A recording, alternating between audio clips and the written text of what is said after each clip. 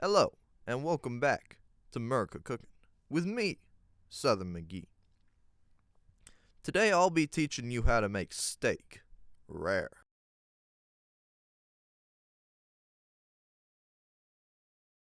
You see, some people say they want their steak so rare that it's still breathing. I disagree.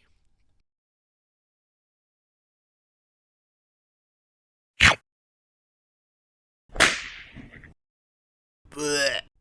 If your steak is still breathing, the chefs need to take it back and do it again, because they clearly overcooked it.